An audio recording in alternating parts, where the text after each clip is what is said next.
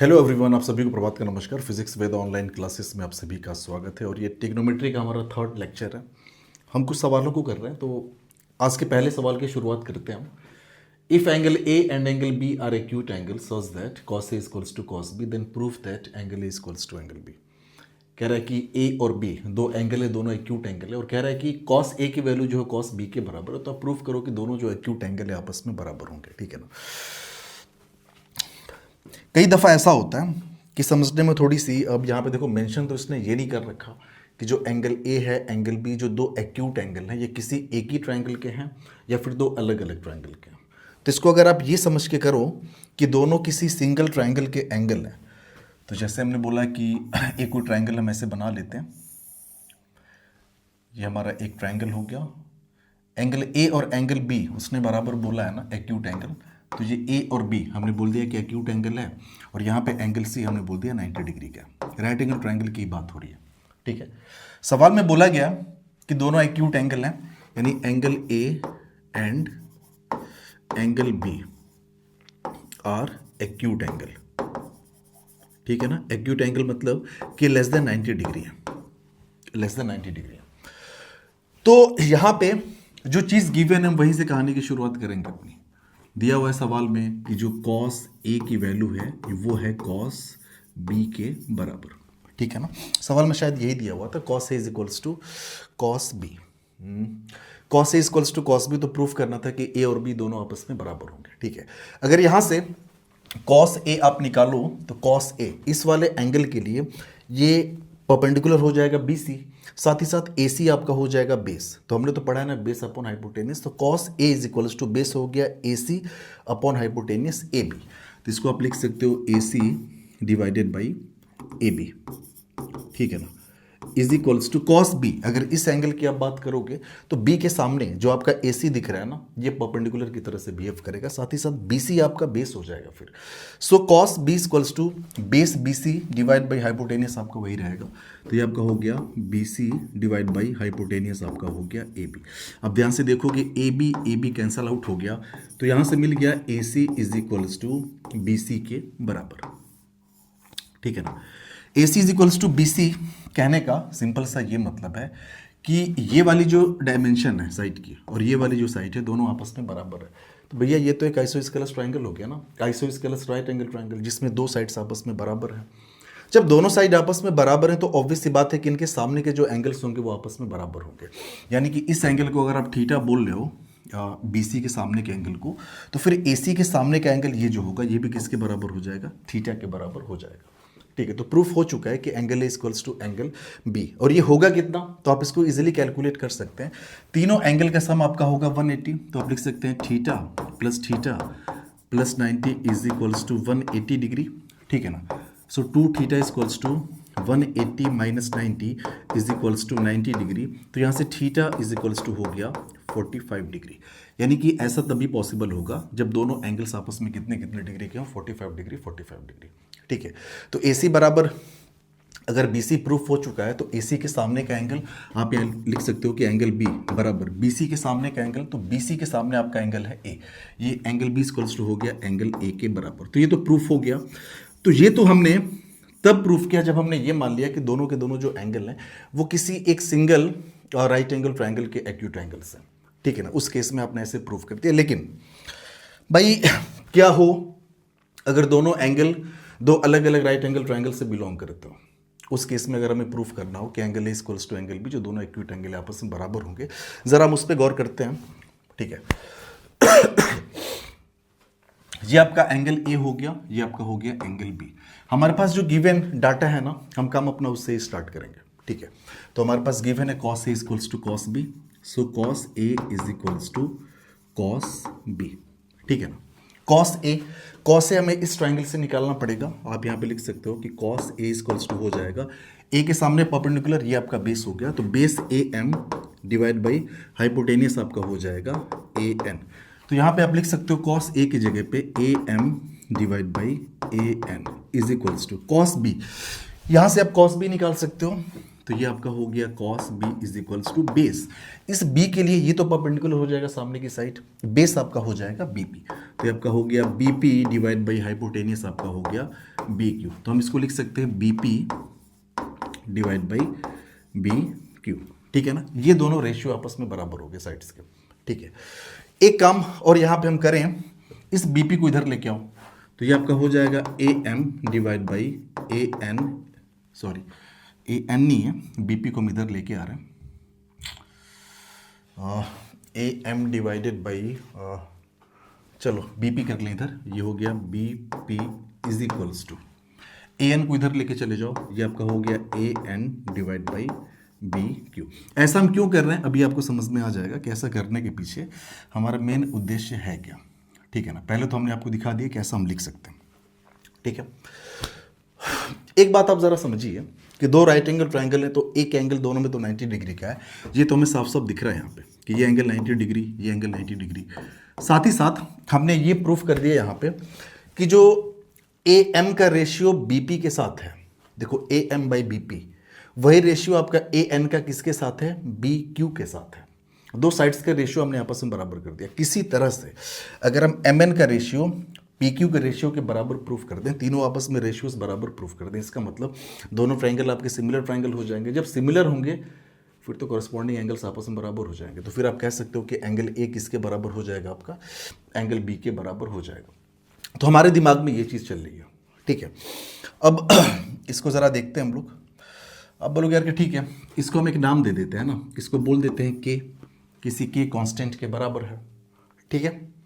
हम आपसे बोले कि ए एम को आप लिखिए, तो आप बोलोगे यार कि देखो ए एम आप ऐसे लिख सकते हो, A M upon B P, ये आपका हो गया के बराबर, विच इंप्लाइज ए एम की वैल्यू आप लिख सकते हो के टाइम्स बी पी, ठीक है ना। ये क्या हो गया, के टाइम्स बी पी हो गया। साथ ही साथ हम आपसे बोले कि ए एन के बारे में क्या ख्याल है। आप ए एन को क्या लिख सकते हो, ऐसे ही आप लिखोगे कि ए एन डिवाइडेड बाई ये B Q is equals to K है, विच इंप्लाइज ए एन की जो वैल्यू है वो हो जाएगी के टाइम्स बी क्यू के बराबर। तो ये हो गया के टाइम्स बी क्यू के बराबर। यहाँ पे भी हमने ए एम और क्या निकाल रखा है, और यहाँ पे ए एन की वैल्यू हम निकाल चुके हैं। हमारा मेन फोकस यही है कि रेशियोज को बराबर करना, ठीक है। अब हमने किया क्या, यहाँ पे जो ए एन थी उसको निकाल लिया in terms of B P, साथ ही साथ जो ए एन थी इसको निकाल लिया बी क्यू के टर्म्स में, ए एम को निकाल लिया बी पी के टर्म्स में। वहाँ पे साफ साफ दिख रहा है। अगर इस वाले ट्राइंगल में हम पाइथागोरस थ्योरम का यूज़ करें, ठीक है ना, पाइथागोरस थ्योरम का हम यूज़ करने जा रहे हैं इस ट्राइंगल में, ठीक है ना। So using Pythagoras in triangle, कौन से ट्राइंगल में यूज़ करने जा रहे हैं, तो ए एम एन में यूज़ करने जा रहे हैं, ए एम एन, ठीक है ना। तो हाइपोटेनियस स्क्वायर यानी A N square is equals to ये ए एम स्क्वायर प्लस साथ ही साथ ये हो जाएगा एम एन स्क्वायर, ये हो गया एम एन स्क्वायर, ठीक है। अब अगर आपको ध्यान से यहाँ पे देखें तो जो ए एम की वैल्यू है हम लिख सकते हैं के टाइम्स बी पी के बराबर, ठीक है। तो इसको हमने लिखा के टाइम्स बी पी और इसका whole square is equals to A M की, एक मिनट, सॉरी, ए एन जो है के टाइम्स बी क्यू है, यहाँ पे आपका बी क्यू होगा बी क्यू इसका स्क्वायर, ठीक है। ए एम स्क्वायर, तो ए एम के जगह पे लिख सकते हैं के टाइम्स बी पी, तो ये हो जाएगा के टाइम्स बी पी और इसका स्क्वायर प्लस ये आपका हो गया एम एन स्क्वायर, ठीक है ना। अब ये आपका हो गया के स्क्वायर और ये B Q square is equals to K square और ये B P square plus M N square. अच्छा, एम एन स्क्वायर अगर हम लिखना चाहें तो एम एन स्क्वायर क्या लिख सकते हैं, आप बोलोगे यार कि एम एन स्क्वायर आपको लिखना है, इसको आप इधर कर दो, तो ये पहले से के स्क्वायर बी क्यू स्क्वायर था तो के स्क्वायर कॉमन कर लिया, तो यहाँ पे बचा बी क्यू स्क्वायर और ये वाला टर्म इधर आएगा ना, ये के स्क्वायर बी पी स्क्वायर, तो के स्क्वायर तो चूंकि बाहर कर लिया तो ये हो जाएगा माइनस बी पी स्क्वायर, ठीक है। एम एन स्क्वायर की वैल्यू ये है।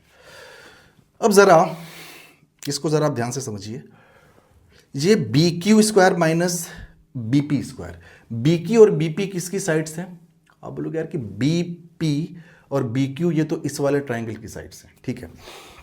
तो B Q square minus B P square, अगर यहाँ पे पाइथागोरस थ्योरम का आप यूज़ करो तो आप इसको ऐसे लिखोगे कि भैया यहाँ पे पाइथागोरस थ्योरम बनेगा B Q square is equals to B P square, so this is B P square plus ये आपका हो जाएगा P Q square, which implies अगर हमें लिखना हो यहाँ पे क्या आया है हमारे पास है B Q square minus B P square, ये बी पी स्क्वायर को इधर करो तो ये आपका हो गया B P square minus, sorry B Q square पहले से था, माफ करिएगा,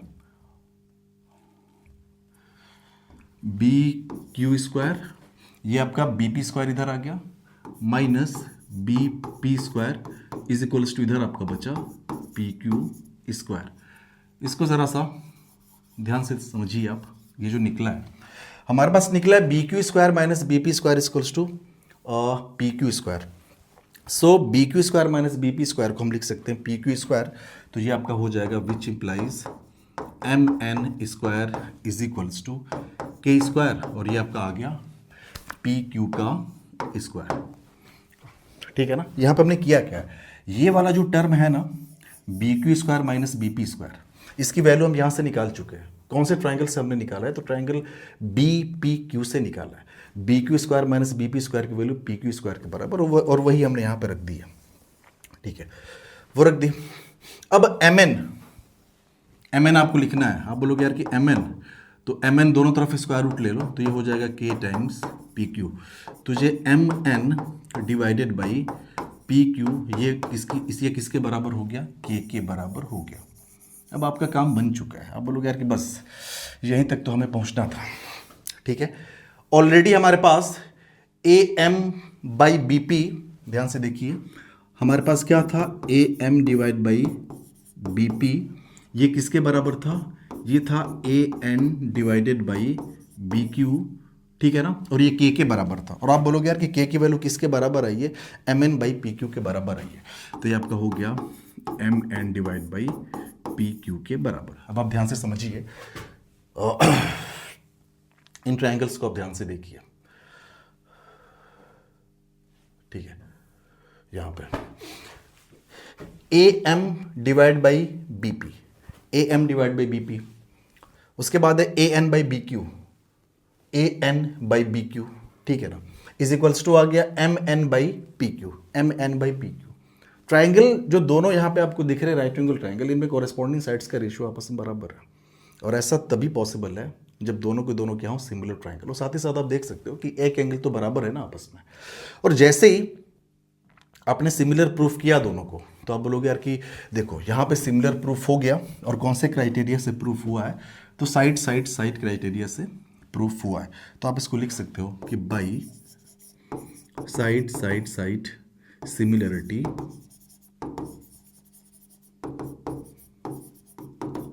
क्राइटेरियन, ठीक है ना। जो ट्रायंगल्स हैं, ट्रायंगल्स आर सिमिलर, जब ट्रायंगल सिमिलर हो गए तो कॉरेस्पॉन्डिंग एंगल्स आपस में बराबर हो जाएंगे। कॉरेस्पॉन्डिंग एंगल्स कहने का क्या मतलब है कि इसमें जो ए है इसके कॉरेस्पॉन्डिंग जो एंगल बी होगा वो आपस में बराबर हो जाएगा। तो फाइनली आप लिख सकते हो कि angle A is equals to angle B, और यही तो हमने प्रूफ करना था, यही हमने प्रूफ करना था ना, सो वी हैव प्रूव्ड, ठीक है। तो ये जो हमने प्रूफ किया है, यहाँ पे दोनों ट्राइंगल को अलग अलग मान के प्रूफ किया। हालांकि सवाल में ऐसा कुछ मेंशन नहीं था कि दोनों एक्यूट एंगल किसी एक ट्राइंगल से बिलोंग करते हैं, दो अलग अलग राइट एंगल ट्राइंगल से बिलोंग करते हैं। तो हमने दोनों तरीके यहाँ पे जाने कि अगर किसी सिंगल ट्राइंगल से बिलोंग करते हो तो वो तो छोटा सा ही है, अलग अलग ट्राइंगल से बिलोंग करते हो तो आप सिमिलर प्रूफ करके उसको ऐसे कर सकते हैं। ये सवाल आप देखेंगे हूबहू वही है, बस यहाँ पे साइन बी किसके बराबर है, साइन क्यू के बराबर है, ठीक है। तो एंगल बी है, एंगल क्यू है, दोनों एक्यूट एंगल हैं, तो ये आपका हो गया एंगल बी साथ ही साथ एंगल क्यू। तो एक्यूट एंगल है तो आप लिख सकते हो इसका मतलब है angle B and angle Q जो है वो लेस देन 90 डिग्री है, ठीक है ना। ये एंगल आपका 90 डिग्री है, यहाँ पे एंगल सी, और यहाँ पे जो एंगल आर है वो 90 डिग्री है। जो गिवन है आपके सामने गिवन है sine B equals to sine Q given है, ठीक है। किसी सिंगल ट्रायंगल की बात अगर हो तो आप बोलोगे यार तब तो इतना लोड लेना ही नहीं है हमें, सिंगल ट्रायंगल के अगर ये दोनों एंगल रहते तो ऐसे हमने एक तो सिंगल ट्रायंगल बना दिया, ठीक है। कौन कौन से दो एंगल्स की बात कर रहा था? बी और क्यू की बात कर रहा था, जो दोनों एक्यूट एंगल है आपस में बराबर हैं। तो इस एक्यूट एंगल को बी मान लो, इस एक्यूट एंगल को मान लो क्यू, और इसको कुछ भी नाम दे दो। इसको चलो हम मान लेते हैं ए है, और ये आपका है 90 डिग्री। ठीक है, दिया क्या है? दिया हुआ था कि साइन बी जो है वो किसके बराबर है? साइन क्यू के बराबर है। ठीक है ना, साइन बी, अगर यहाँ से बी की बात हो तो ये आपका हो जाएगा परपेंडिकुलर ए क्यू, तो ये आपका हो जाएगा A Q divide by hypotenuse, hypotenuse आपका हो जाएगा B Q is equals to sine Q. अगर इस क्यू की बात होगी ना तो फिर ये परपेंडिकुलर हो जाएगा ए बी, ए बी आपका परपेंडिकुलर हो गया डिवाइडेड बाई हाइपोटेनियस तो नहीं बदलने वाली, ये आपका हो जाएगा बी क्यू। अब बोलोगे यार कि ये कहानी खत्म हो गई, तो यहाँ से ए क्यू की वैल्यू निकल के आ गई ए बी के बराबर। ठीक है ना, ए क्यू आपका किसके बराबर निकल के आ गया? तो वो निकल के आ गया ए बी के बराबर। ठीक है, यानी ए क्यू बराबर ए बी निकल के आ गया। Isosceles right angle triangle proof हो गया। दो साइड से अगर बराबर है तो सामने के एंगल्स भी आपस में बराबर हो गए। तो आप बोल सकते हो कि ए क्यू के सामने का एंगल जो एंगल बी होगा, angle B, this must be equals to जो आपका ए बी के सामने का एंगल है, और ए बी के सामने एंगल है क्या? क्यू। ये आपका दोनों आपस में क्या होना चाहिए? बराबर होना चाहिए। तो प्रूफ है अगर सिंगल ट्रायंगल की बात करें तो। लेकिन अगर अलग अलग ट्रायंगल्स हो तब क्या? जैसे यहाँ पे डायग्राम में ऑलरेडी हमने ड्रॉ कर रखा है, और किताबों में खास करके ऐसे ही दिया हुआ है। आप एग्जांपल्स देखेंगे तो शायद एनसीईआरटी के एग्जांपल्स इस टाइप के दिए हुए हैं। ठीक है, तो यहाँ भी हमें जो चीज़ हमारे सामने गिवन है ना, हमें उससे लेके अपनी कहानी शुरू करनी पड़ती है। तो चलिए हम लोग शुरू करते हैं। तो हमारे सामने गिवन है sine B equals to sine Q. ये दिया है sine B is equals to sine Q.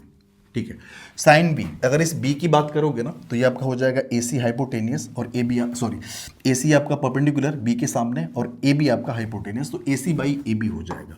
तो ये आपका हो गया A C divide by A B is equals to sine Q. अगर आप इस क्यू की बात करो, इसके सामने परपेंडिकुलर हो गया पी आर, और आपका हाइपोटेनियस हो गया पी क्यू। तो ये आपका हो गया P R divide by P Q.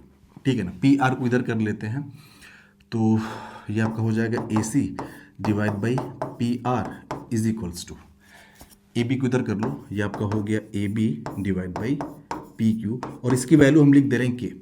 भाई साइड्स का रेशियो बराबर है, तो मान लेते हैं कि ये जो साइड्स के रेशियो है किसी कांस्टेंट के बराबर है।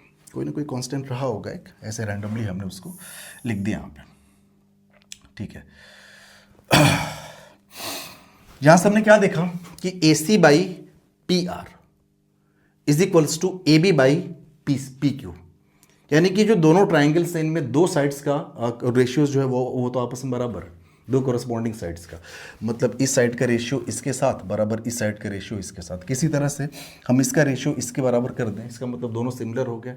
उसके बाद वही कहानी जो पिछले वाले सवाल में हमने दोहराई थी, करते हैं। ए सी आप यहाँ से कितना लिख सकते हो?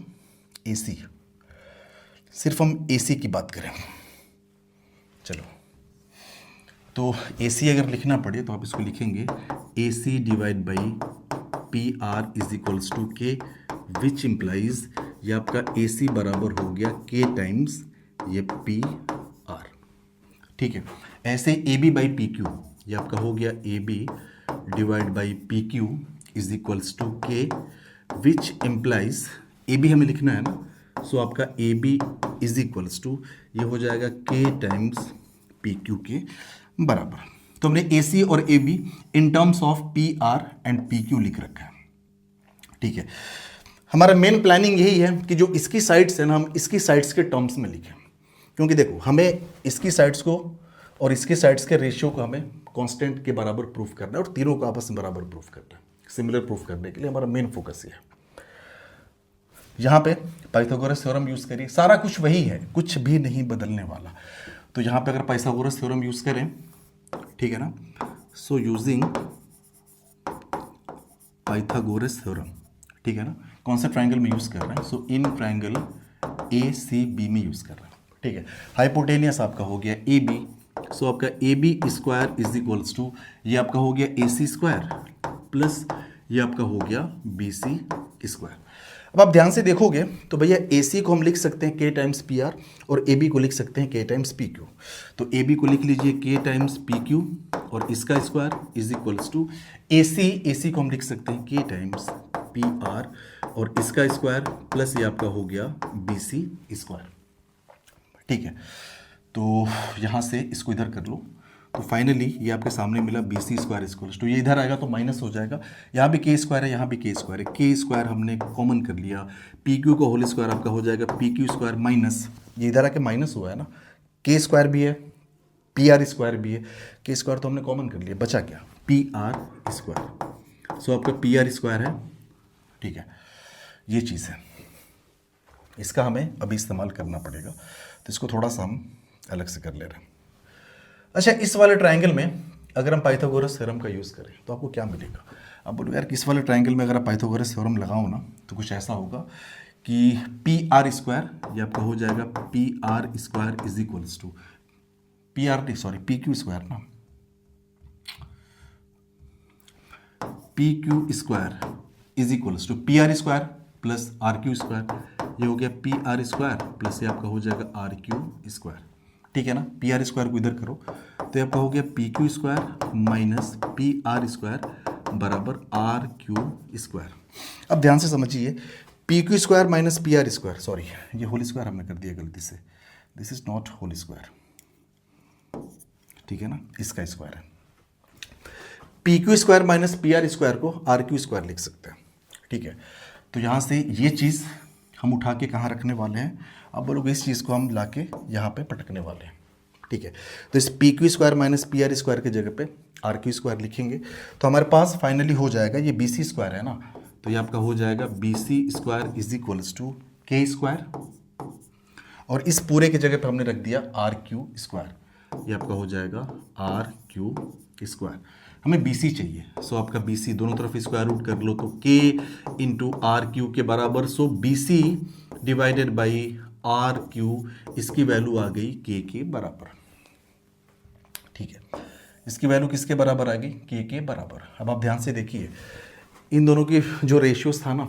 A C by P R, ये A B by P Q के बराबर था और इसकी वैल्यू के थी, और B C by P Q R Q भी क्या आ गया, के बराबर आ गया, तो फाइनली आप यहाँ से ये कह सकते हो कि यार A C by P R, so A C by P R is equals to, चूंकि A C by P R is equals to A B by P Q बराबर B C by R Q, ये हो गया B C divide by R Q, क्योंकि सबकी value के बराबर है, हर एक रेशियो की वैल्यू के बराबर है, यानी कि ट्रायंगल में अगर आप ये कर पाए, कॉरस्पॉन्डिंग साइड्स के रेशियो आपने बराबर कर दिए, इसका मतलब वो ट्रायंगल आपके सिमिलर रहेंगे, ठीक है।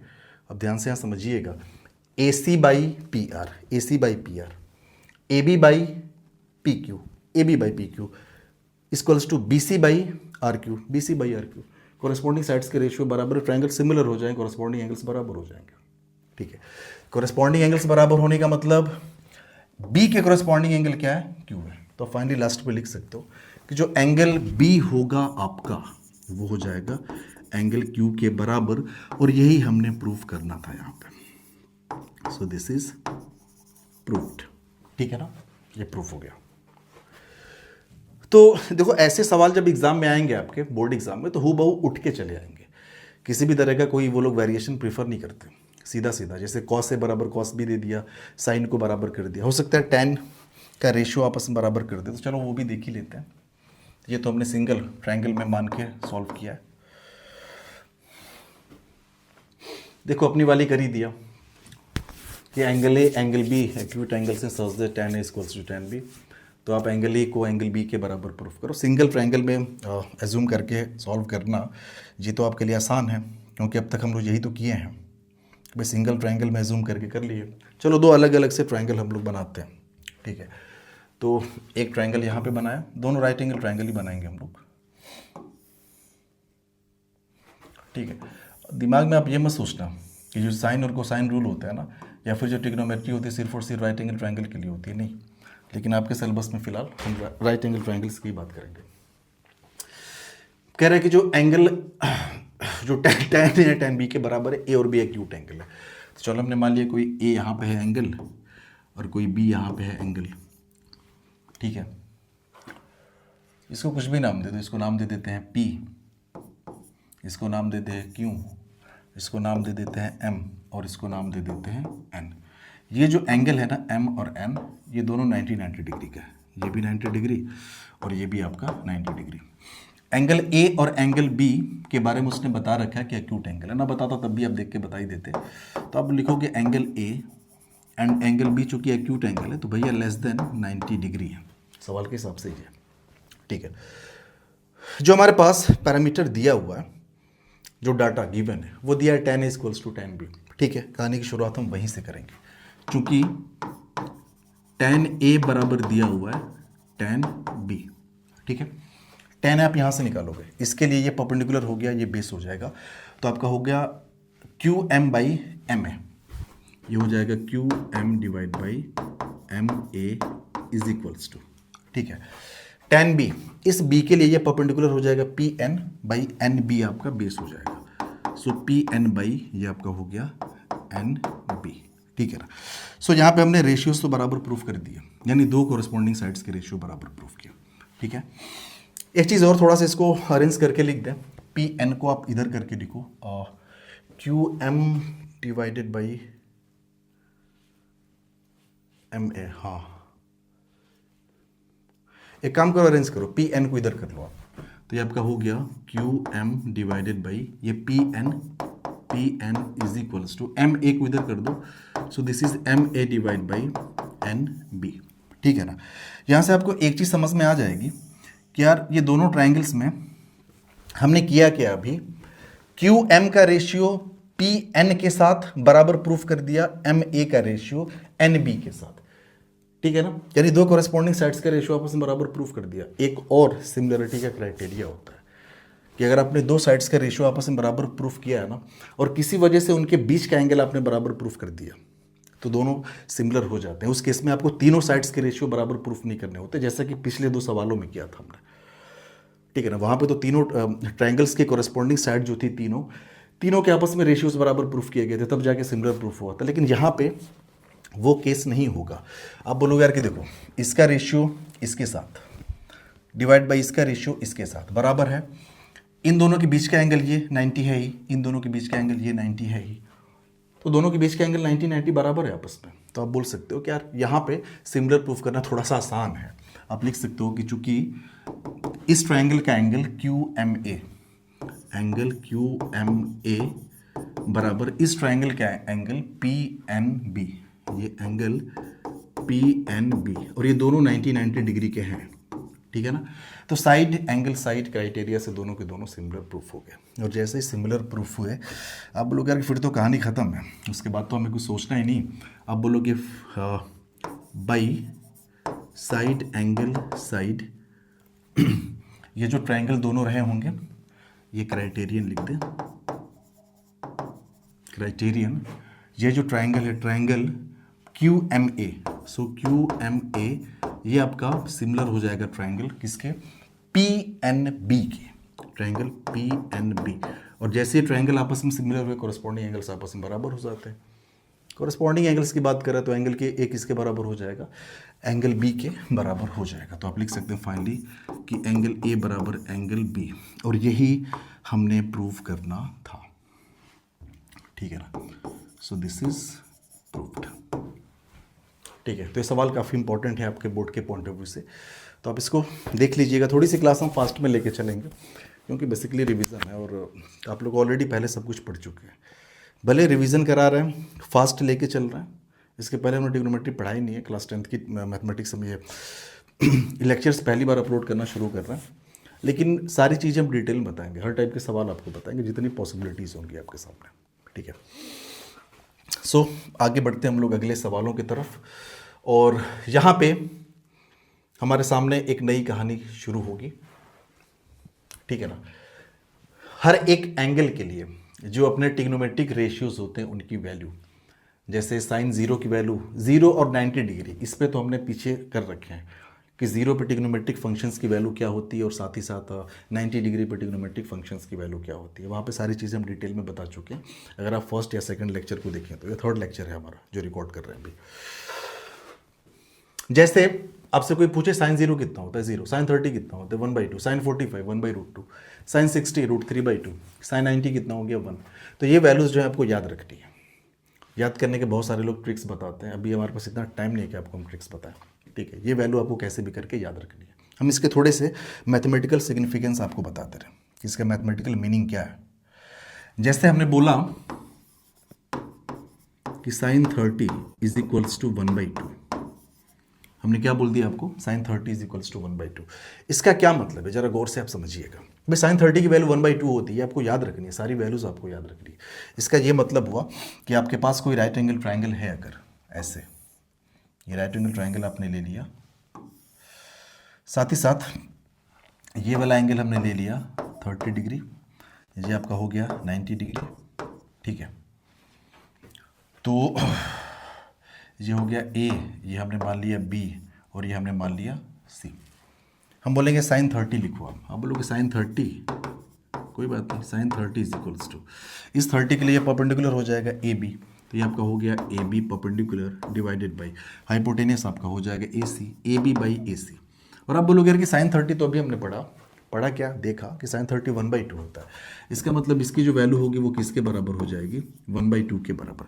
अब देखो 1/2 कहने का ये मतलब है ना, इसको ज़रा आपको ध्यान से समझना है कि इसका मतलब क्या है 1/2 कहने का, ठीक है। 1/2 कहने का ये मतलब नहीं हुआ कि ए बी की वैल्यू आपकी 1 यूनिट है और ए सी की वैल्यू आपकी 2 यूनिट है, नहीं। इसका ये मतलब हुआ ना कि ए बी चाहे जो भी है, ए सी हमेशा उसका डबल होगा। अब इसको ऐसे याद रखिए, कहने का मतलब कि जैसे मान लो हमने कह दिया कि जो ए बी है वो 1 सेंटीमीटर है, तो ऑब्वियस सी बात है ये इसका डबल रहा होगा, कितना रहा होगा, 2 सेंटीमीटर रहा होगा। समझ में आया? ट्रायंगल बड़े छोटे हो जाए कोई फर्क नहीं पड़ता। अगर हम ट्रायंगल को बड़ा बना दें, जैसे हमने ट्रायंगल को इतना बड़ा बना दिया, इतना बड़ा हमने बना दिया राइट एंगल ट्रायंगल, लेकिन इसमें खास बात हमने क्या रखी कि इस एंगल को अब भी हमने क्या किया है, 30 डिग्री रखा है। ये आपका हो गया ए, और ये आपका हो गया बी, और ये आपका हो गया सी, ठीक है ना। यहां से अगर हम बोले आपसे कि बताओ साइन 30, तो आप बोलोगे साइन 30 डिग्री इक्वल हो जाएगा A B divide by hypotenuse आपका हो जाएगा ए सी। और आप बोलोगे यार ये तो वैल्यू 1/2 के बराबर होते हैं, लेकिन साफ साफ देख के लग रहा है कि यार यहाँ पे जो ए बी है और यहाँ पे जो ए बी है, दोनों के डायमेंशन में फर्क है। वहाँ पे ए बी छोटी है और यहाँ पे ए बी बड़ी है। फिर आप बोलोगे जब दोनों जगह साइड्स अलग अलग है मेजरमेंट, तो फिर रेशियो बराबर कैसे आ रहा है? अरे भाई रेशियो बराबर इसलिए आ रहा है ना कि यहाँ पे ए बी छोटा है तो साथ साथ ए सी भी तो छोटा है, और यहाँ पे ए बी अगर बड़ा है तो ए सी भी तो बड़ा है। हुआ क्या होगा, अभी भी इन दोनों का जो रेशियो होगा वो 1:2 ही होगा। कैसे होगा? मान लो कि अगर ये 8 सेंटीमीटर की रही तो इसको होना पड़ेगा 16 सेंटीमीटर का। आप नाप के देख लेना कभी भी, हमेशा जो हाइपोटेनियस होगा परपेंडिकुलर के कंपैरिजन में डबल होगी हमेशा, ठीक है ना। इस टाइप से अब ये आप निकाल लीजिएगा पाइथागोरस थ्योरम का यूज करके। समझ में आ रहा है? तो इसका ये मतलब होता है कि साइन 30 इक्वल्स टू 1/2 का मतलब ये होता है कि कोई ऐसा राइट एंगल ट्रायंगल जिसमें एंगल एक 30 डिग्री हो, तो उस 30 डिग्री के लिए जो परपेंडिकुलर और हाइपोटेनियस का रेशियो होगा वो 1:2 होगा हमेशा, ठीक है ना। ऐसे ही सबके लिए आप कर सकते हैं। जैसे हमने बोला कि जैसे यहाँ पे आप देखोगे तो cos 60 बराबर 1/2 है, cos 60। तो आप यहाँ पे समझिए ये आपका हो गया 60 डिग्री, ये आपका क्या हो गया 60 डिग्री। तो cos 60 अगर यहाँ से आप लिखो, cos 60 अगर यहीं से लिखिए हम, cos 60 degree is equals to, भाई ये 30 हो गया, ये ऑलरेडी आपके सामने 90 डिग्री है, तो ये तो 60 होगा ना, तीनों को जोड़ने पे 180 आना चाहिए कि नहीं। तो cos 60 अगर लिखे, आप बोलोगे यार कि 60 डिग्री के लिए ये परपेंडिकुलर हो जाएगा, ये बेस हो जाएगा, और हमने पढ़ा है cos theta equals to base upon hypotenuse. तो बेस आपका हो गया 8 और हाइपोटेनियस आपका हो गया 16 बराबर होगा 1/2। और यही तो हमने यहाँ पे देखा भी है कि cos 60 हमेशा कितना होगा, cos ऑफ 60 डिग्री की वैल्यू आप देखेंगे तो हमेशा यहाँ पे 1/2 ही होगा। समझ में आया? तो ये चीज़ है, इसका मीनिंग ये होता है, ठीक है ना। ऐसे हम बोले आपको tan 30, तो आप बोलोगे देखो tan 30 की अगर बात करना है ना, तो tan 30 की वैल्यू यहाँ पे साफ साफ दिया हुआ है, tan 30 डिग्री 1/√3। इसका क्या मतलब है? इसका ये मतलब है कि ये 1 होगा तो ये आपका √3 होना चाहिए। कितना होना चाहिए? √3 होना चाहिए। और आपको अगर याद हो ना, तो सेकंड क्लास में जब हमने कुछ ट्रायंगल्स आपको दिखाए थे, तो एक ट्रायंगल उसमें हमने दिखाया था 60 और 30 वाला। ये 60 डिग्री था, ये 30 डिग्री था, और साथ ही साथ ये तो 90 होगा ही होगा। इसमें हमने बताया था ये 1 होगा, ये 2 होगा, तो ये √3 होगा। अगर यहाँ से tan 30 आप लिखोगे, tan 30, तो आप बोलोगे tan 30 टेबल के हिसाब से दिया 1/√3। इसका मतलब ये कि इसको और इसको डिवाइड करने पे आना चाहिए आपका 1/√3। अगर किसी वजह से 2 सेंटीमीटर है ना, तो फिर इसको 2√3 होना पड़ेगा, तभी तो 2/2√3 कट के 1/√3 आएगा। ये चीज़ हो गई। तो बहुत ज़्यादा हम कहानियों में नहीं जा रहे हैं। तो ये टेबल आपको इनफैक्ट याद होगा। क्लास ये चल रही है आपकी, दिसंबर ख़त्म होने वाला है, जनवरी आने वाला है, अब तक आपके स्कूल में सिलेबस ख़त्म हो चुका होगा, ये वैल्यूज़ आपको याद होंगी।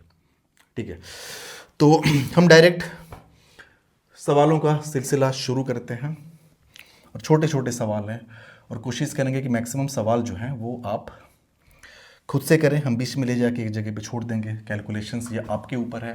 कह रहा है इवेल्युएट मतलब अब वैल्यू बताओ sin 60 cos 30। तो चलिए सॉल्यूशन पे हम आते हैं। ठीक है, sin 60 की वैल्यू टेबल के हिसाब से देखोगे तो √3/2 होगी। cos 30 की वैल्यू भी √3/2 होती है। प्लस sin 30 आपका हो गया 1/2 इंटू cos 60 भी आपका होता है 1/2। तो ये आपका हो गया √3 इंटू √3 3/2 2 ज़ा 4 प्लस ये 1/4 इज इक्वल्स टू 3 और 1 4/4 इज इक्वल्स टू आ गया 1। और यही हमारा क्या हो जाएगा, आंसर हो जाएगा। ठीक है ना।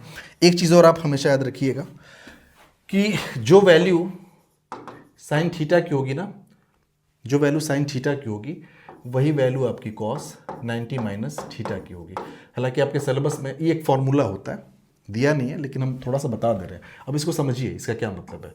जैसे हमने कह दिया कि साइन 20 डिग्री, इसकी वैल्यू कॉस में किसके बराबर होगी। तो आप बोलोगे 20 में क्या जोड़े कि 90 हो जाए, तो 20 में 70 जोड़ेंगे तो 90 होगा, तो कॉस 70 डिग्री के बराबर होगी।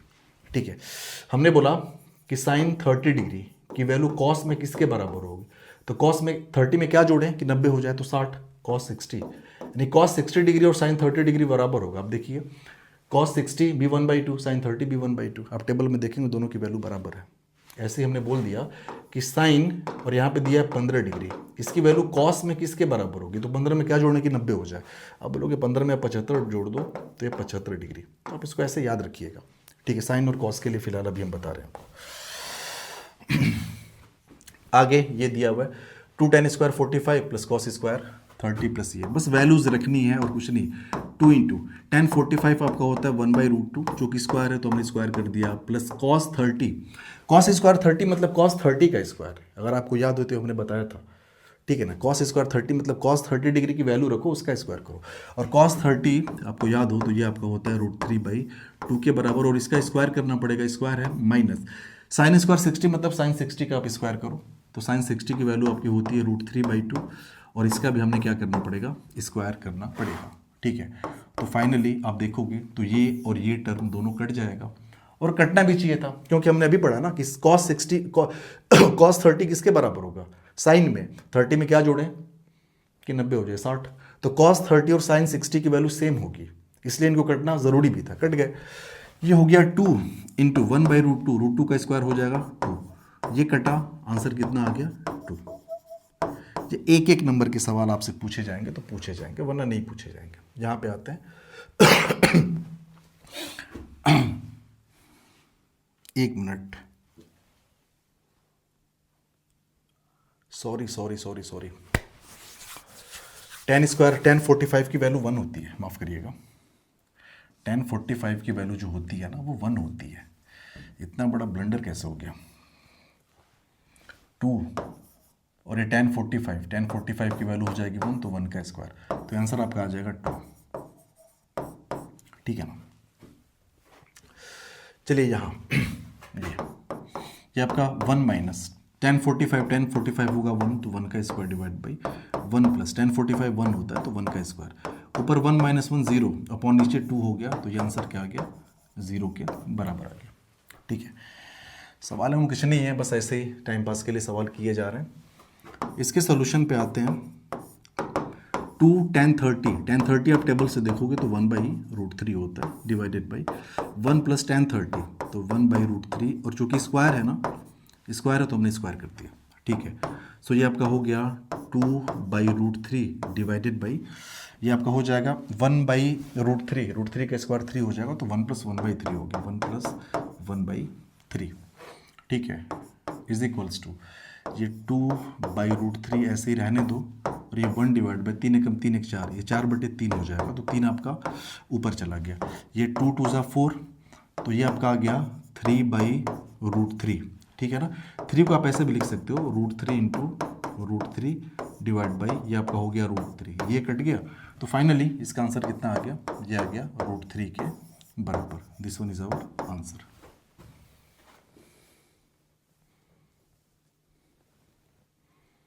√3 के बराबर आएगा, ठीक है। चलिए आगे बात करते हैं। कह रहा है कि sin 2a की वैल्यू 2 sin a है, is true, then find a। कह रहा है कि sin 2a की वैल्यू अगर 2 sin a के बराबर है तो पहले तो ये बताओ कि ट्रू है कि फॉल्स है। अगर ये ट्रू है तो बताओ एंगल a क्या होगा, यानी a की वैल्यू हम क्या रखें ताकि ऐसा हो जाए, ठीक है।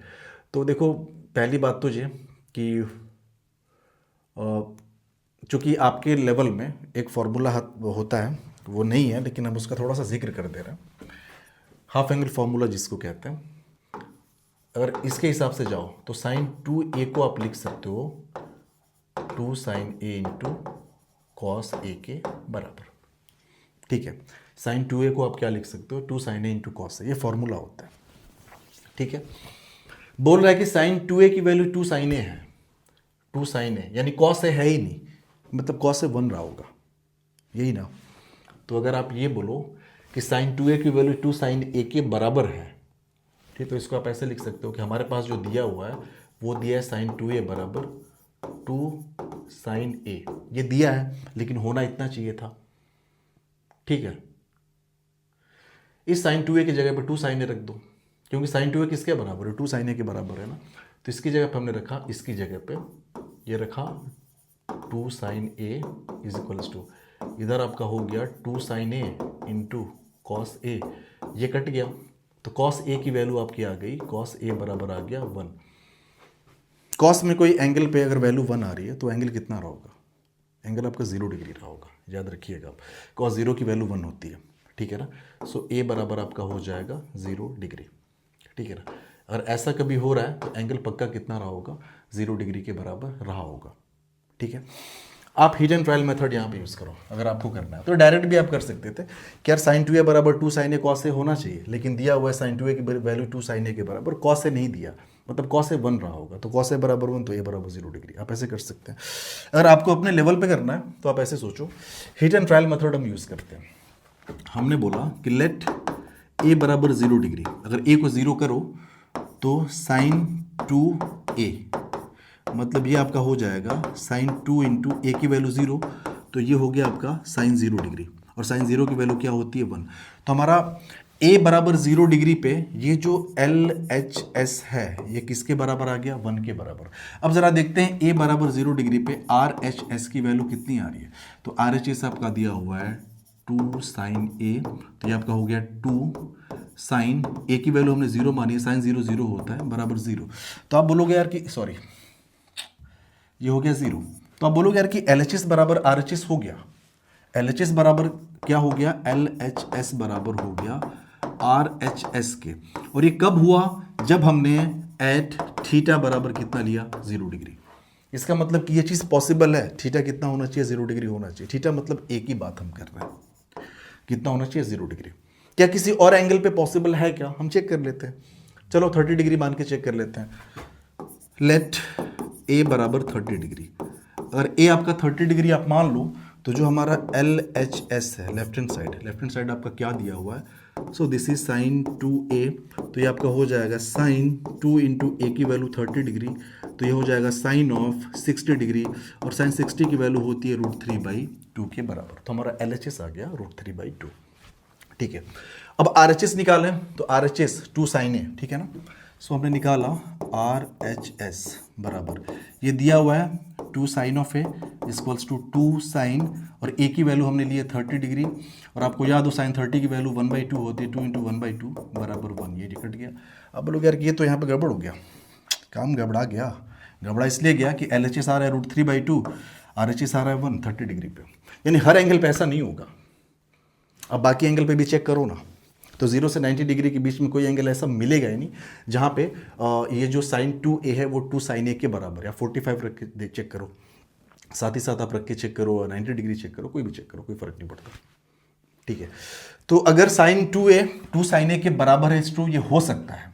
आप बोलोगे यस ये ट्रू है, ये पॉसिबल हो सकता है, कब, वेन ए बराबर 0 डिग्री। जब एंगल 0 डिग्री होगा ना तो ये पॉसिबल होगा, ये तो पूछा था आपसे, ठीक है। चलिए आते हैं अगले सवालों की तरफ। तो बाकी सब के सब सवाल के नाम पे आपसे मजाक किए गए हैं, तो चलो मजाक को थोड़ा सीरियस ले लेते हैं हम। ये दिया है cos ऑफ 45। cos 45 की वैल्यू आपकी होती है 1/√2 के बराबर डिवाइडेड बाई सेक 30। सेक आपका cos का उल्टा होता है, ठीक है ना, और cos 30 होता है √3/2, तो ये आपका हो जाएगा 2/√3। ये आपका हो जाएगा 2/√3 प्लस कॉसेक 30। कॉसेक आपका साइन का उल्टा होता है, साइन 30 होता है 1/2, कॉसेक 30 हो जाएगा 2 के बराबर इज इक्वल्स टू, ये आपका हो गया 1/√2 और ये 1 डिवाइडेड बाई, ठीक है ना, ये आपका हो जाएगा 2 + 2 √3/√3। ये 2 + 2 √3/√3, तो उस √3 को हमने क्या कर लिया, ऊपर लेके चले गए, ठीक है। तो आपके सामने आप इसी को आंसर कह सकते हो, इसी को आप आंसर कह दो, क्या ही फर्क पड़ता है, सारा खेल सिंप्लीफिकेशन का ही है। अब वैल्यूज अगर सही से आप रखें ना तो बस सारा खेल गुणा भाग का, ये सब सवाल बस वैसे ही हैं, हमने बस आपके सामने ऐसे ही रख दिए ताकि आप एक बार थोड़ा हाथ पांव मार के फ्रेश हो जाइए, आपको लगे कि हाँ फिर से चीज़ें रिकॉल हो रही हैं। साइन 30 आपका 1/2, tan 45 1 माइनस कॉसेक 45। कॉसेक आपका साइन का उल्टा होता है, साइन 45 1/√2 होता है, तो ये हो जाएगा √2 डिवाइडेड बाई, ठीक है। सेक 30, सेक कॉस का उल्टा होता है, कॉस 30 होता है √3/2, तो ये आपका हो जाएगा 2 डिवाइड बाई √3। कॉस 60 आपका होता है 1/2 प्लस कॉट 45 ये 1। इसको आप सॉल्व करिए, सॉल्व करने के बाद जो भी होगा आपका आंसर निकल के आ जाएगा। चलिए कर लेते हैं। तो 1 + 1/2, ये तो 3/2 हो गया ना, ये आपका हो जाएगा 3/2 और ये हो गया -√2 डिवाइडेड बाई ये 1 + 1/2, ये 3/2 + 2/√3, ये आपका हो गया 3/2 + 2/√3 के बराबर, ठीक है ना। अगर ऊपर आप सॉल्व करोगे तो ये आपका हो जाएगा 3 - 2√2 डिवाइडेड बाई 2, और नीचे एक काम करते हैं, जहाँ पे √3 है 2√3 एलसीएम ले लो, इसको अलग से हम सॉल्व कर ले रहे हैं। हमने क्या किया कि 2√3 एलसीएम ले लिया, ठीक है ना, 2 से 2 कटा तो ये आपका हो जाएगा 3√3 प्लस √3 से √3 कटा, 2 × 2 = 4, तो ये आपका है 4 + 3 √3, ये आपका है 4 + 3 √3 डिवाइडेड बाई ये हो गया 2√3 के बराबर। अब देखोगे 2 से ये 2 कट जाएगा, ठीक है ना, ये 2 से 2 कट जाएगा, और फाइनली आप इसको सिंप्लीफाई करके जो भी आंसर होगा आप लिख सकते हैं। मेन सिंप्लीफिकेशन है, ठीक है ना, और ख़ास करके कई दफ़ा रैशनलाइज करना पड़ता है डिनोमिनेटर को, तो वहाँ पे आंसर्स बदल जाते हैं। तो अगर आप इसको ये सोच के सॉल्व करेंगे कि एग्जैक्टली जो आंसर बुक में है या वहाँ पे वो निकल गया, तो ऐसा कोई ज़रूरी नहीं है। आप एक हद तक लेके जाओ जहाँ पे आपको लग रहा है कि यार उसके बाद सिंप्लीफाई करना कुछ मतलब नहीं है, तो छोड़ दो आप उसको उसके बाद, ठीक है ना। तो ये चीज़ें हैं, तो इसको आगे आप ऐसे लिख सकते हैं, आप इसको लिख सकते हैं 3 - 2√2 डिवाइडेड बाई ये आपका हो गया 4 + 3√3, और साथ ही साथ ये √3 आपका ऊपर चला जाएगा, तो ये आपका हो गया √3। हम पहले ही आपको बता दे रहे हैं कि गलती हमसे हो सकती है, कैलकुलेशन मिस्टेक हो सकता है, क्योंकि थोड़ी सी चीज़ों को थोड़ा तेज़ जल्दीबाजी में लेके जाने के चक्कर में हो सकता है कहीं वैल्यू गलत हम रखते हैं जल्दीबाजी में। वैसे चेक कर लेते हैं, साइन 30 1/2, tan 45 1, कॉसेक 45 √2, ये सेक 30, cos 30 √3/2 होता है 2/√3 प्लस cos 60 आपका 1/2 होता है +1, ठीक है। बाकी आप लोगों के लिए भी कुछ होमवर्क होना चाहिए क्रॉस चेक करने के लिए। चलिए, ये भी वही सारी चीज़ें हैं, बस आपसे वो गुणा भाग करवाना चाहता है और कुछ नहीं करवाना चाहता। सॉल्यूशन 5 cos स्क्वायर 60, तो cos 60 आपका होता है 1/2, तो 1/2 और इसका स्क्वायर करना पड़ेगा ना, क्योंकि cos स्क्वायर है, +4 सेक स्क्वायर 30, cos 30 होता है √3/2, ये आपका हो जाएगा 2/√3, और साथ ही साथ स्क्वायर है, स्क्वायर कर दिया, माइनस tan स्क्वायर 45, tan 45 1 होता है, तो 1 का स्क्वायर 1 ही होगा, डिवाइडेड बाई ये साइन स्क्वायर 30, साइन 30 1/2 होता है, सो दिस इज 1/2 का स्क्वायर प्लस cos स्क्वायर 30, ये आपका √3/2 होता है, सो √3/2 का ये आपका हो जाएगा whole square is equals to. आगे अभी हम जब चैप्टर्स पढ़ेंगे तो वहाँ पे देखेंगे कि sine square theta plus cos square theta बराबर 1 होता है। थीटा मतलब ये दोनों अगर एंगल सेम हो ना तो sine square this angle plus cos square this angle equals to 1, direct ये 1 आ जाता है। अब देखोगे तो 1 आएगा भी, सॉल्व हो गया अभी। ये आपका हो जाएगा 5/2 ये हो गया 5/4, ठीक है ना। प्लस ये 4 × 2 = 8/3 प्लस ये आपका हो गया 8/3 और ये आपका हो गया -1 डिवाइडेड बाई ये आपका 1/4 प्लस √3 का स्क्वायर 3/2 का स्क्वायर 4 सो 3/4। अब देखोगे तो ये तो 1 आ गया ना, 1/4 प्लस 3/4 4/4 बराबर ये 1 आ गया। बाकी काम है उसको ऊपर वाले को सॉल्व करना, आप सॉल्व कर लो उसको एलसीएम लेके। तो ये आपका आ गया 5/4 प्लस 8/3 ये -1/1 लिख लो। एलसीएम आप लिख लीजिए 12, 4 × 3 = 12, 3 × 5 = 15, 3 × 4 = 12, 3 × 8 = 24 माइनस एक बार हम 12 और ये हो गया आपका 12। सो तो 24 में से 12 जाएगा तो 12 बचेगा, तो 15 + 12 तो 15 × 10 = 25, 25 × 2 = 27, ये आपका हो जाएगा 27/12, ये आपका हो जाएगा आंसर। ठीक है। कह रहा है कि साइन A + B बराबर sine A + sine B, is it true और फॉल्स? ये सही है कि गलत है? हिट एंड ट्रायल मेथड ही आपको यूज़ करना पड़ेगा। बहुत सारे फॉर्मूले हैं इन सब चीज़ों को सॉल्व करने के लिए, हालांकि वो आपके स्टैंडर्ड में नहीं, क्लास 11th के स्टैंडर्ड में। ऐसे सवाल को आप हिट एंड ट्रायल मेथड से ही सॉल्व करेंगे। कैसे सॉल्व करेंगे? आप A और B अपने हिसाब से कुछ भी एज्यूम कर लीजिए, वो एंगल जिनकी वैल्यूज आपको पता हो। तो हमने मान लिया कि हमने माना कि A बराबर, चलो मान लेते हैं 30 डिग्री और B बराबर क्या मान लेते हैं 60 डिग्री। A बराबर 30 मान लिया, B बराबर क्या मान लिया 60 मान लिया। अब देखते हैं कि भैया अगर ट्रू होगा LHS बराबर RHS होगा तो हर एक एंगल के लिए होगा। देखते हैं हो रहा है क्या। सबसे पहले हमने कैलकुलेट किया LHS की वैल्यू को। LHS दिया हुआ है आपका साइन A + B। अब बोलोगे यार कि A को तो हमने लिया है 30 डिग्री, तो ये आपका हो गया 30 डिग्री प्लस B हमने लिया है 60 डिग्री। 30 + 60 ये आपका हो गया साइन 90 डिग्री। और साइन 90 की वैल्यू आप चीख चीख के बोलेंगे यार कि ये तो 1 के बराबर होती है। सो LHS की वैल्यू हमारे सामने आ गई 1 के बराबर। सो LHS जो है वो किसके बराबर आ गया? 1 के बराबर आ गया। ठीक है, थोड़ा देखते हैं RHS का क्या हिसाब किताब है। RHS आपका दिया हुआ है साइन A + साइन B, ठीक है ना। साइन A की वैल्यू कितनी हमने लिया 30 डिग्री प्लस साइन B की वैल्यू हमने कितनी ली है 60 डिग्री, ठीक है। साइन A साइन 30 की वैल्यू 1/2 प्लस साइन 60 ये आपका हो जाएगा √3/2, तो ये निकल के आ गया √3 + 1/2। जैसे ही आपने इसको देखा आप बोलोगे यार कि देखो मामला गड़बड़ हो गया। मामला गड़बड़ इसलिए हुआ क्योंकि LHS बराबर RHS नहीं आया। इसका मतलब कि sine A + B = sine A + sine B, ये फॉल्स है। ठीक है ना, किसी भी एंगल के लिए मिलने वाला नहीं है। तो आप ऐसे लिख सकते हैं कि sine A + B is not equals to sine A + sine B, ठीक है ना। यानी ये जो स्टेटमेंट आपके सामने दिया हुआ है ना, ये कैसा स्टेटमेंट है? तो ये फॉल्स स्टेटमेंट है, ठीक है ना, नहीं पॉसिबल। यहां भी वही है, the value of sine theta increases as theta increases. अगर आपको याद हो तो हमने ग्राफ का एक हल्का सा झलक आपको दिखाया था। हमने बोला था कि बेटा ये ग्राफ याद रखना, भले आपके सिलेबस का हिस्सा नहीं हो लेकिन इसको याद रखना, साइंस थीटा वर्सेस थीटा। और ग्राफ में हमने बताया था कि ये ग्राफ आप सिर्फ 0 से 90 तक का याद रखना। तो साइन में ग्राफ ऐसे होता है, ये आपका हो गया 90 डिग्री और ये आपका हो गया 0। आप देखेंगे 0 से लेकर 90 तक ग्राफ ऊपर की तरफ जा रहा है। ये वैल्यू 90 पे हो जाया करती थी +1 के बराबर, ठीक है ना। तो फ्रॉम 0 to 90 डिग्री, ठीक है ना, एज थीटा इंक्रीजेज, जो साइन थीटा होगा वो भी क्या होगा? इंक्रीज करेगा। तो इसने लिखा क्या है कि sine theta increases as theta increases, मतलब ये ट्रू है। कैसा है? ट्रू। आप बोलोगे सर यहाँ पे एक दिक्कत और है, वो दिक्कत क्या है कि 90 डिग्री के बाद तो ये सीन नहीं है ना। 90 डिग्री के बाद ग्राफ ऐसे हो जाता है, यानी 90 से 180 डिग्री के बीच में थीटा जब बढ़ता है तो ग्राफ नीचे आ रहा है, मतलब साइन थीटा घटता है। बेटा वो आपसे पूछेगा ही नहीं, आपके सिलेबस में 90 डिग्री तक का ही कैलकुलेशन है फिलहाल के लिए।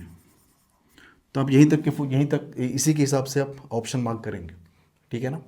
तो थीटा बढ़ने से आपका साइन थीटा बढ़ेगा 0 से 90 के बीच में। उसने हालांकि एंगल का रेंज मेंशन नहीं किया कि किसके और किसके बीच की बात हो रही है। आप समझ जाना कि 0 से 90 तक की बात हो रही है। ऐसी the value of cos theta increases as theta decreases.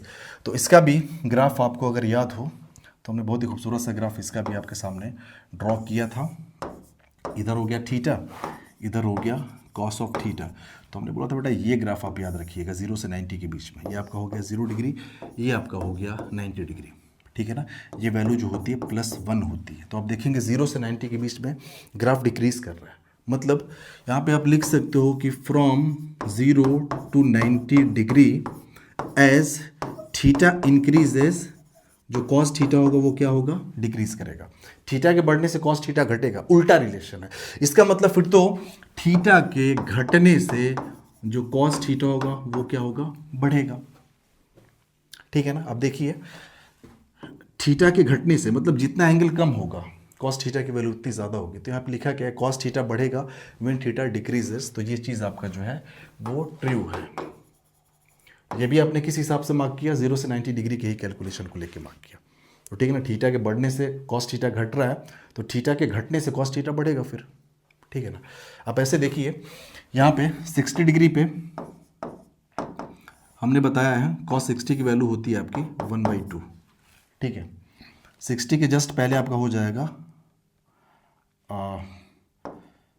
45, आपका हो जाएगा 45 पे कुछ वैल्यू होती है, उसके बाद हो जाएगा आपका 30 डिग्री। 30 डिग्री ये हो गया, और 30 डिग्री पे cos 30 की वैल्यू हमने पढ़ी है √3/2, ठीक है ना। cos 30 आपका √3/2 होता है। √3/2 अगर आप देखोगे तो ये आपका ये 1/2 से बड़ा है, ठीक है ना। तो अब देखिए कम एंगल पे जो है वैल्यू ज़्यादा है और ज़्यादा एंगल पे जो वैल्यू है वो कम है, ठीक है ना। √3/2 ऑब्वियसली बात है, बड़ा है 1/2 से, ये 0.5 होगा और ये √3/2 यानी 1.732/2 करोगे तो ये 0.5 से बड़ा ही निकल के आएगा। तो ये सीन है आपके सामने। और देखते हैं आज के इस आखिरी सवाल को कि cot A is not defined for A is equals to 0, is it true और फॉल्स। अच्छा A बराबर 0 पे क्या सीन है, एक बात बताओ। cot A की अगर हम बात करें तो आप बोलोगे यार cot A का तो छोड़ो, पहले आप tan का देखो, ठीक है। tan A की अगर हम बात करें तो जैसे कोई हमने हाइपोथेटिकल, ऐसे हाइपोथेटिकल के एक्चुअल में एक राइट एंगल ट्रायंगल ड्रॉ कर दो और इसको नाम दे देते हैं हम, इसको नाम दे देते हैं A, और ये हो गया B और ये हो गया C, और ये वाला एंगल आपका है जो वो A के बराबर है, ठीक है। tan A हम कह दें कि A बराबर 0 डिग्री, मतलब बात हो रही है किसकी, tan 0 डिग्री की। अब लोग A बराबर 0 आप कर रहे हो ना, मतलब ये जो एंगल इतना बड़ा आपको दिख रहा है इसको आप 0 कर रहे हो, इसका मतलब कि ये कुछ ऐसे होगा, यानी ये 0 के करीब कर रहे हो, एग्जैक्टली 0 नहीं कर रहे हो, यानी 0 के करीब कर रहे हो, आसपास कर रहे हो। तो जब आप 0 करीब करोगे तो जो परपेंडिकुलर होगी, परपेंडिकुलर टेंडिंग टू 0 हो जाएगी। पहले इतनी बड़ी परपेंडिकुलर हुआ करती थी, अब सिर्फ इतनी बड़ी हो जाएगी।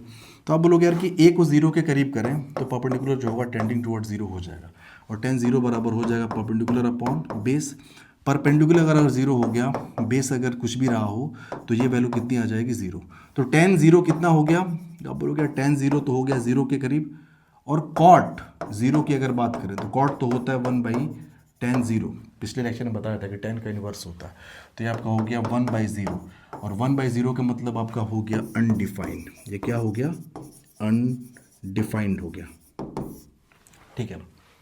तो सही बात है जो यहाँ पे लिखा है कि cot A is not defined for A equals to 0, या नॉट डिफाइंड का मतलब अनडिफाइंड हो गया, ठीक है। डायरेक्ट भी आप इसको कह सकते थे कि cot थीटा बराबर बेस अपॉन परपेंडिकुलर, परपेंडिकुलर 0 हो गया तो बेस अपॉन 0, 0 से आप डिवाइड करोगे अनडिफाइंड आएगा, ठीक है। सो आई थिंक आज जो भी हमने सवालात किए वो आप प्रैक्टिस के तौर पे लीजिएगा। अभी हम स्टैंडर्ड जो है सवालों का अभी बहुत नॉर्मली रखा जा रहा है। धीरे धीरे जब हर तरह के सवाल हम लोग टच करेंगे थोड़ा सा टफनेस लेवल इंक्रीज करेंगे, जो भी एग्जाम्स में पूछा जा सकता है। आई होप आपको लेक्चर समझ में आया होगा। Thank you, have a good time.